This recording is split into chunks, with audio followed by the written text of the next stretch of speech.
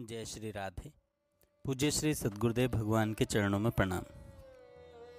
पूज्य श्री बंका जी का जीवन चरित्र। पूज्य राधा बाबा के नित्य लीला लीन होने के बाद श्री बंका जी ने अपने जीवन को और अधिक कस लिया और नाम जप की संख्या बढ़ा दी। श्री बंका जी पहले महामंत्र के द्वारा 1.25 लाख नाम जप प्रतिदिन किया करते थे। 24/11/93 देवोत्थानी एकादशी से उन्होंने 2.25 लाख नाम जप का आरंभ किया। 4/2/94 शुक्रवार माघ कृष्ण नवमी से एक आसन पर बैठना आरंभ किया और 4/2/94 से 2 लाख नाम जप आरंभ किया। इस नियम का निर्वाह उन्होंने आजीवन किया। बाबा की कमी एक ऐसा रिक्त स्थान छोड़ गई थी जिसकी भरपाई किसी भी उपाय से नहीं हो सकती थी, पर जीवन तो जीना ही था। पहले तो श्री बंका जी गीता वाटिका छोड़कर हमेशा के लिए वृंदावन जाने की बात सोचने लगे थे, पर उसी समय परम पूज्य पंडित जी गया प्रसाद जी का पत्र गोवर्धन से आया, जिसमें उन्होंने स्पष्ट शब्दों में लिखा था कि अब श्री बंका जी को आजीवन गीता वाटिका में ही रहना है। पूज्य बाबूजी बाबा की कृपा से सारी उपलब्धि यहीं प्राप्त हो जाएगी। उन्हें कहीं भी अन्यत्र नहीं जाना है और ऐसा प्रयास करना है कि जीवन की एक रात्रि भी गीता वाटिका के बाहर व्यतीत न हो। बाबूजी बाबा की लीला भूमि में ही उनका पूर्ण समर्पण हो। पूज्य पंडित श्री गया प्रसाद जी के ऐसे आदेशात्मक पत्र की श्री बंका जी को तनिक भी अपेक्षा नहीं थी, परंतु गुरुजनों के आदेश का पालन ही मंगलकारी होता है। यही सोचकर श्री बंका जी ने निश्चय कर लिया कि अब जहाँ तक हो सके एक रात्रि भी गीता वाटिका से बाहर व्यतीत नहीं करनी है। अब तो बाबूजी बाबा के समाधि स्थल गीता वाटिका में ही रहना है। यह दृढ़ निश्चय श्री बंका जी ने आजीवन निभाया। आगामी 30 सालों में 1992 से 2022 तक जब जब वे अस्पताल में भर्ती हुए, उन रात्रियों को छोड़कर वे सदा गीता वाटिका में ही रहे। गीता वाटिका में बाबा के जाने के बाद उनके अन्य परिकरों को भी बाबा की कमी बहुत खला करती थी। श्री नारायण दादा, श्री गणपत बाबा, श्री गुरुचरण जी, श्री जयराम जी आदि परिकर श्री बंका जी के कक्ष में आकर घंटों बाबा की बात किया करते थे। श्री बंका जी भी सबकी संभाल रखने लगे और आवश्यकता होने पर औषधि, रुपए आदि से सबकी सहायता करते रहते थे। बाबा के जाने के बाद बाबा के प्रति अपनी कृतज्ञता और अपने हृदय के स्नेह को व्यक्त करने के लिए बाबा के सभी परिकर बाबा का जन्मोत्सव बड़े उत्साह से मनाने लगे। इस श्रृंखला का श्री गणेश करते हुए श्री बंका जी ने बक्सर वाले मामा जी को भक्तमाल की कथा करने के लिए बुलवाया। साथ ही श्री वृंदावन के श्री राम शर्मा जी की रास मंडली को भी एक सप्ताह के लिए बुलवा लिया करते थे। दिन में श्री भागवत जी की या श्री भक्तमाल की कथा होती थी। रात्रि में रास का आयोजन होता था। जन्मदिन पर भव्य भंडारा होता था। 1 हफ्ते तक उत्सव की धूम मची रहती थी। बाबा के प्रत्येक जन्मोत्सव पर श्री बंका जी एक नवीन पुस्तक प्रकाशित करते। इस श्रृंखला में उन्होंने कई पुस्तकें प्रकाशित की, जैसे वाटिका वेणु, वाटिका वातायन, वाटिका वीथी और वाटिका वैभव। इन पुस्तकों को बाबा की छोटी से छोटी बातों की मनोहारी झलक मिलती है, जो संत समाज और भक्तों में अति लोकप्रिय हुई। पूज्य श्री मामा जी को पत्र।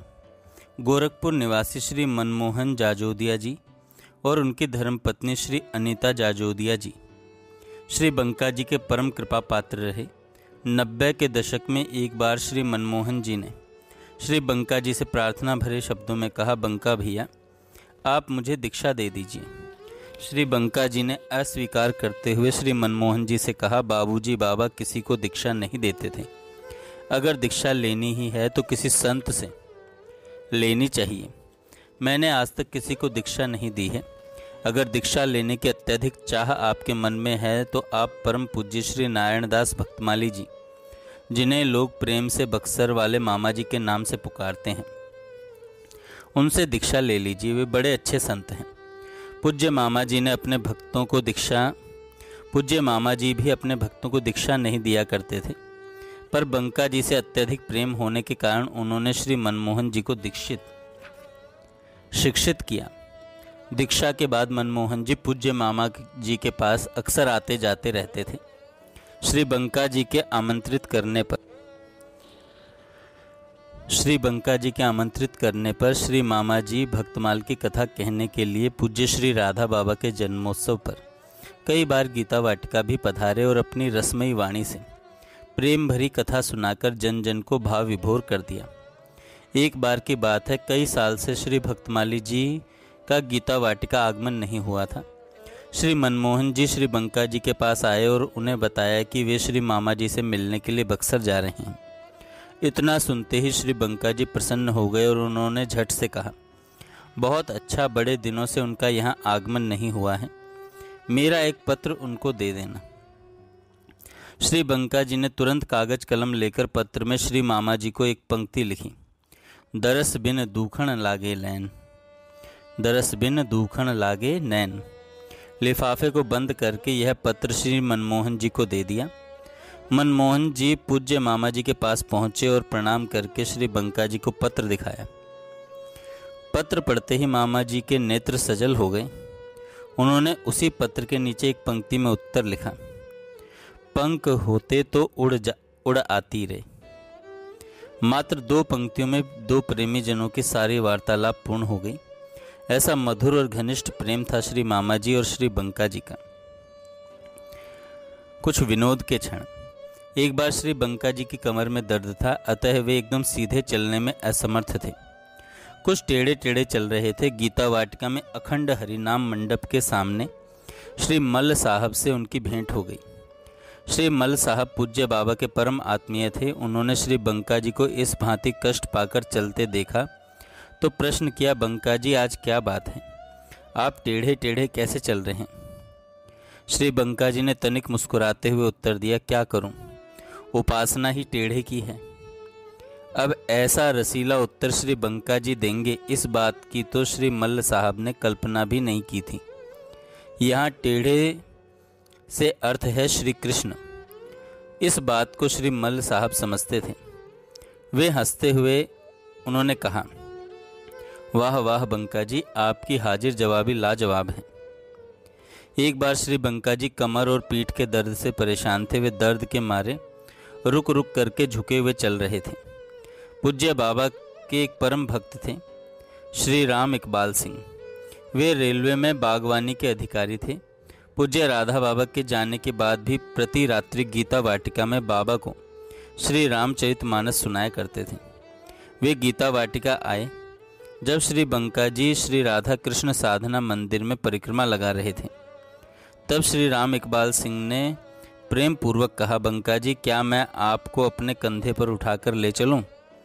यह सुनकर श्री बंका जी ने विनोद भरे स्वर में कहा, यह सेवा अंतिम यात्रा के लिए रहने दीजिए।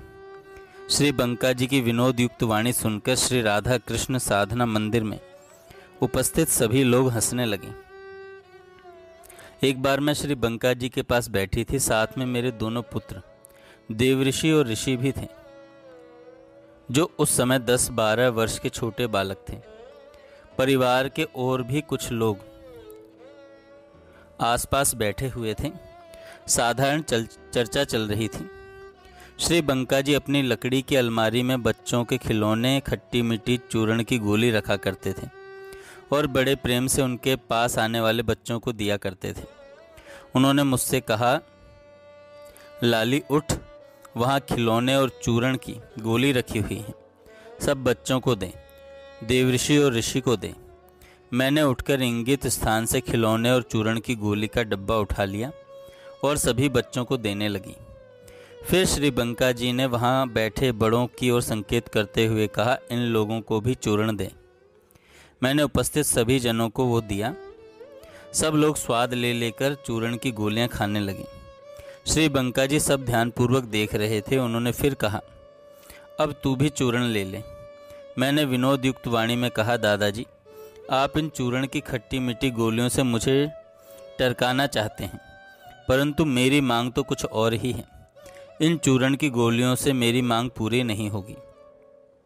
मुझे तो वह चटपटा चूर्ण चाहिए जिसका स्वाद आप नित्य चखते हैं। यहाँ चटपटा चूर्ण का अर्थ हुआ श्री राधा कृष्ण की मधुर लीला, जिसका स्वाद श्री बंका जी नित्य चखते हैं। मेरी बात सुनते ही दादाजी उन्मुक्त रूप से हंसने लगे। हंसते हंसते वे ऐसी प्रेम भरी दृष्टि से मुझे देख रहे थे कि मेरी लेखनी चाहकर भी उसका वर्णन नहीं कर पाएगी।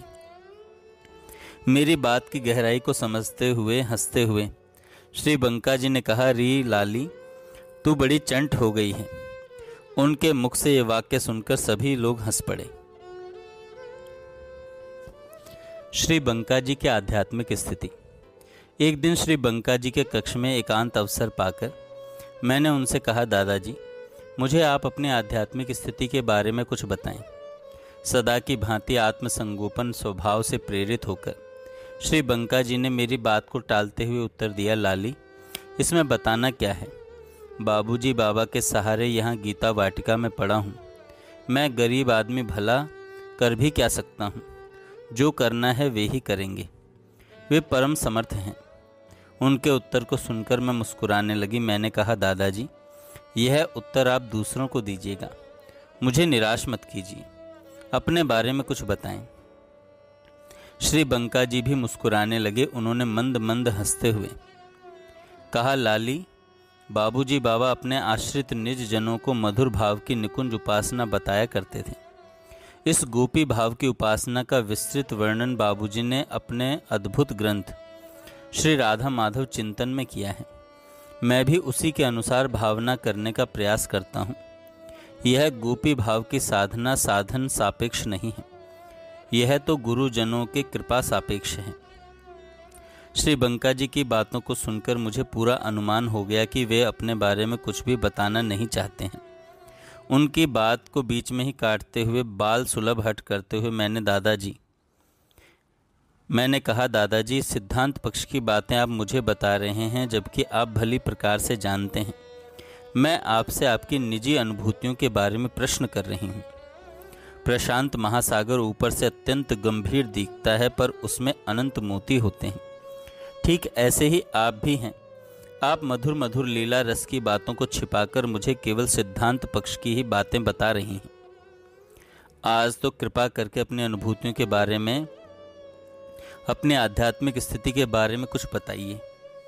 मेरी मनोहारों को सुनकर कुछ देर श्री बंका जी एकदम मौन रहे। फिर कृपा पूर्वक उन्होंने अपनी एक बहुत पुरानी डायरी निकाली।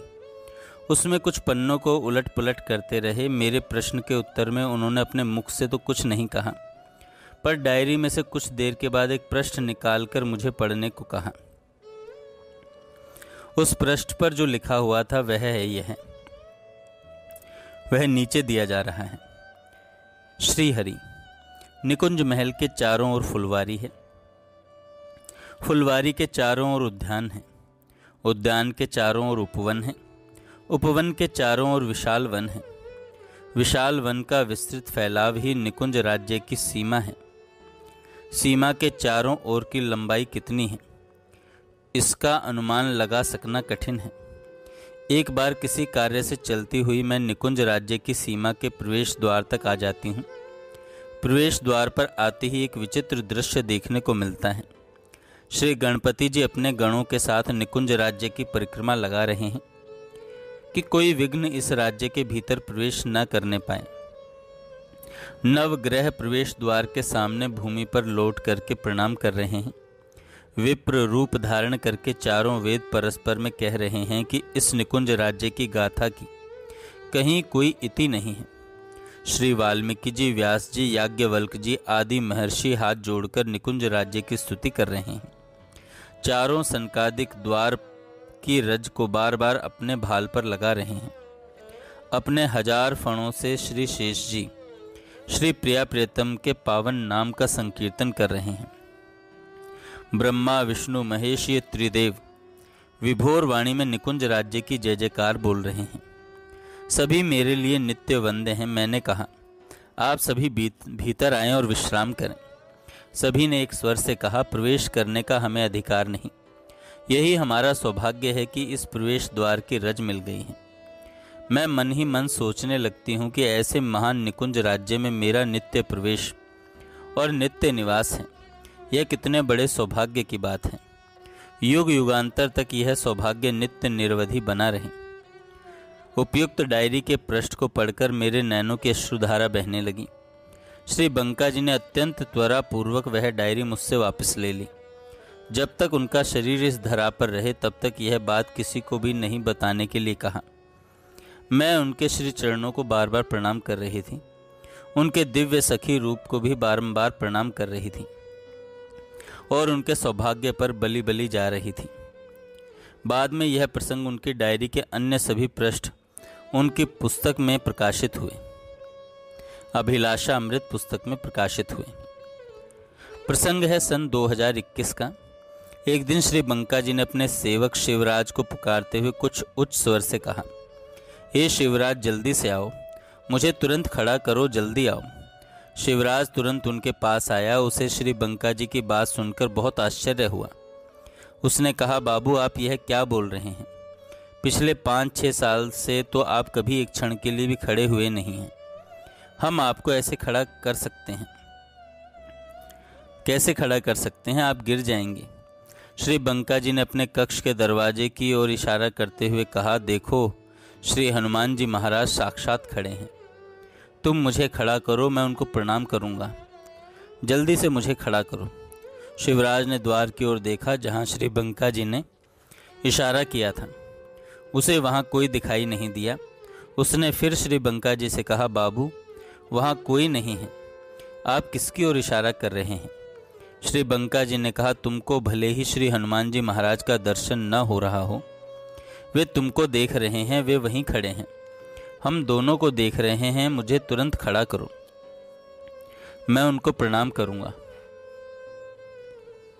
श्री बंका जी ने कहा, तुमको भले ही श्री हनुमान जी महाराज का दर्शन न हो रहा हो, पर वे तुमको देख रहे हैं, वे वहीं खड़े हैं। हम दोनों को देख रहे हैं। मुझे तुरंत खड़ा करो, मैं उनको प्रणाम करूंगा। श्री बंका जी के शब्दों की दृढ़ता को देखकर शिवराज ने बहुत डरते डरते उन्हें खड़ा करने का प्रयास किया। क्या ही आश्चर्य की बात, जो व्यक्ति 5-6 वर्षों से अपनी चौकी से न उठा हो, आज थोड़ा सा सहारा लगाते ही वे सीधे खड़े हो गए। श्री बंका जी ने अपने दोनों हाथ जोड़कर श्री हनुमान जी को सादर प्रणाम किया। शिवराज उनके पीछे की ओर उन्हें कसकर पकड़े खड़ा रहा। श्री बंका जी की और श्री हनुमान जी महाराज के आपस में कुछ बातचीत भी हुई। उसे शिवराज समझ न सका। फिर कुछ देर बाद श्री बंका जी अपनी चौकी पर बैठ गए और शिवराज को उस भूमि को प्रणाम करने के लिए कहा जहां हनुमान जी महाराज खड़े थे। शिवराज ने यह सारा प्रसंग फोन द्वारा हम लोगों को बताया। श्री बंका जी को साक्षात श्री हनुमान जी महाराज के दर्शन हुए। यह जानकर हम लोगों को बड़ी प्रसन्नता हुई। मेरे बड़े पुत्र देवर्षि भुवालका ने उनके कक्ष में जाकर उस स्थान को प्रणाम किया जहां श्री हनुमान जी खड़े हुए थे, और उसने श्री बंका जी के सामने वहां पर अखंड श्री रामचरितमानस का पाठ भी किया। श्री हनुमान जी महाराज का साक्षात दर्शन जिनको हो जाता है, उस व्यक्ति को पूरी पूरी उम्मीद हो जाती है कि अब श्री प्रिया प्रियतम के मिलने में विलंब नहीं है। श्री बंका जी के साथ भी कुछ ऐसा ही हुआ। उन्हें पूरी उम्मीद हो गई कि अब प्रिया प्रियतम के साक्षात दर्शन उन्हें होने वाले हैं। ध्यान में तो उन्हें सदा लीला दर्शन होते ही थे, पर उनके नैन श्री प्रिया प्रियतम के साक्षात दर्शन के लिए तड़प रहे थे। श्री हनुमान जी महाराज के दर्शन के बाद श्री बंका जी का भोजन और कम हो गया। बोलना तो उन्होंने बंद ही कर दिया था। हर वक्त नाम जप करते रहते और लीला चिंतन में डूबे रहते। उनके मुख पर मंद मुस्कान थी और भक्ति का तेज उनकी आंखों में था। जो जो कार्य भगवान को उनसे करवाने थे, सब भली भांति पूर्ण हो चुके थे। श्री बंका जी ने साहित्यिक रचनाओं का प्रणयन किया। पूज्य बाबूजी बाबा का अनंत यश गान उनके द्वारा हो चुका था। अब समय आ गया था कि उनको उनकी साधना का पूर्ण फल प्राप्त हो। श्री बंका जी ने श्री राधा माधव के धाम में जाने के लिए मानसिक रूप से स्वयं को तैयार कर लिया था। कहना भी हमारी दृष्टि से ही है। वे तो पल पल श्री प्रिया प्रियतम के समीप जाने के लिए तरस रहे थे। अनेक बार वे कह चुके थे कि चौकी पर मलमूत्र का त्याग करना नर्क के समान है। मैं तो मृत्यु की प्रतीक्षा कर रहा हूँ। पूज्य बाबा कहा करते थे, वस्तु की प्राप्ति के लिए चातक व्रत आवश्यक है। चातक सागर सरिता सरोवर का जल नहीं पीता। वह जल लेगा तो केवल मेघ से ही लेगा, अन्यथा प्यासा ही रहेगा। श्री बंका जी का एक ही चातक व्रत था कि मैं पूज्य भाई जी बाबा का हूँ और मैं उनकी गोद में गीता वाटिका में हूँ। बस इतना ही मैं निभा सका, बाकी वे स्वयं निभाएंगे। उनके नेत्रों से कभी तो प्रेमाश्रुओं का अविरल निर्झरण था, तो कभी प्रेमाश्रुओं का नितांत संगोपन। कभी वे भाव तरंगों का उन्मुक्त उच्छलन था, तो कभी भाव तरंगों का नितांत गांभीर्य था। भाई जी बाबा तो सदा श्री बंका जी के हृदय में ही थे। उन्होंने अनंत बार श्री हनुमान प्रसाद पोद्दार स्मारक समिति को प्रणाम किया, जिसने इतने वर्षों से उनको आश्रय दे रखा था और समय समय पर उनकी संभाल की थी। गीता वाटिका के एक एक व्यक्ति के प्रति उनके मन में अत्यधिक श्रद्धा और आशीर्वाद के भाव थे। जिस जिस व्यक्ति ने जितनी जितनी सेवा की थी, उन सबके प्रति वे हृदय से विनीत थे। श्री बंका जी 60 साल गीता वाटिका में रहे और अखंड रूप से 60 वर्षों तक श्री राधा अष्टमी महोत्सव गीता वाटिका में ही मनाया। श्री बंका जी अक्सर कहा करते थे, मैं जब इस शरीर को छोड़कर जाऊं, तब एकमात्र मेरे कक्ष की मूक दीवारें हों और मेरे प्रिया प्रियतम हों, अन्य कोई भी समीप ना हो। ठीक ऐसा ही हुआ। जीवन भर उन्होंने श्री रामचरितमानस का पाठ किया था और श्री सीता जी से प्रार्थना की थी। माँ भगवती श्री महात्रिपुर सुंदरी से प्रार्थना की थी। आज उस विनती के सफल होने का दिन आ गया था। सीता नवमी के अगले दिन जब श्री सीता जी के प्राकट्य का दधि कांधो उत्सव मनाया जा रहा था, ठीक उसी समय 11 मई 2022 को प्रातःकाल उन्होंने परलोक गमन किया। प्रातः उन्होंने नाम जप करने के बाद थोड़ा सा फल प्रसाद खाया था और अपने सेवक शिवराज को गौशाला से दूध लाने के लिए भेज दिया। उनके कक्ष में उनके सिवा कोई नहीं था। गीता वाटिका की पावन भूमि में 1962 से अखंड वास करते हुए वाटिका निधि श्री बंका जी बिना किसी कष्ट से प्रसन्नतापूर्वक 11 मई 2022 को अपने बाबूजी बाबा श्री राधा माधव के धाम में चले गए। अंतिम निवेदन। पूज्य बाबूजी एवं बाबा के प्रति श्री बंका जी का मूक अंतिम निवेदन उन्हीं के शब्दों में। सब चिराग बुझा दिए, एक चिराग जला दिया। 2 आँखों से देख, तुझे दिल में बसा लिया। तुम अमीर हो, मैं गरीब हूँ, किंतु रिश्ता अजीब है। जब भी मैंने खता की, तुमने छाती से लगा लिया। जय श्री राधे।